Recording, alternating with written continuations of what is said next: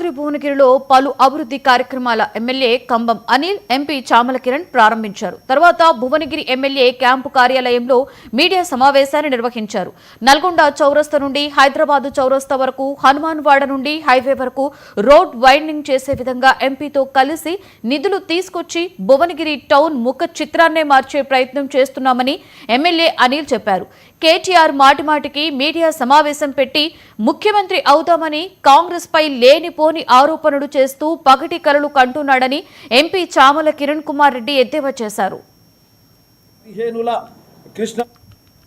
ముఖ్యమంత్రి గారు మరి వారు ప్రజాభవన్లో మా ఎమ్మెల్యేలను, ఎమ్మెల్సీలను, ఎంపీలను అందరిని మంత్రులతో పిలిచి తెలంగాణలో అంతకు ముందున్న పాలకులు టీఆర్ఎస్ పార్టీ కేసీఆర్ కానీ హరీష్ రావు కానీ ఇద్దరు ఇరిగేషన్ మంత్రులుగా ఉండి 10 ఏళ్ల పాటు తెలంగాణకు ఏ విధమైన అన్యాయం చేసిండ్రు.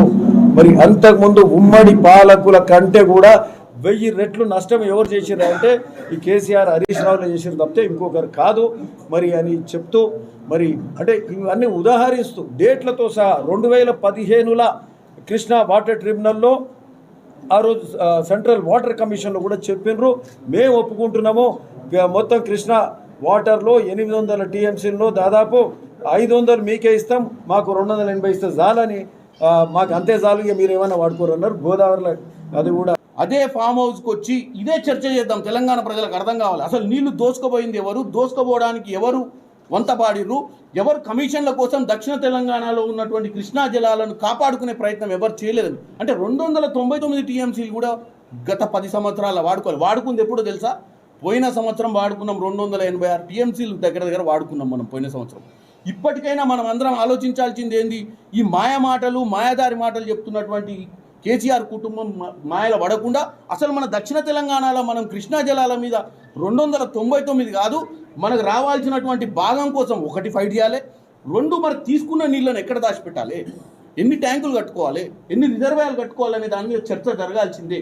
అయ్యాల 2 లక్షల కోట్లు ఖర్చు పెట్టినటువంటి కేసీఆర్ కేవలం ఉత్తర తెలంగాణలో కాళేశ్వరం మీద పెట్టింది తప్ప సగం పనులు కంప్లీట్ అయిపోయినటువంటి ఎస్ఎల్బీసీ టన్నల్ కానీ, సగం పనులు కంప్లీట్ అయిన జూరాల ఈ కింద ఉన్నటువంటి పాలమూరు రంగారెడ్డి ప్రాజెక్టుల మీద కనుక ఒక 5-6 వేల కోట్లు ఖర్చు పెట్టినా కానీ లక్షల ఎకరాల నీళ్ళు ఈరోజు లక్షల ఎకరాలకు నీళ్ళు వచ్చేది.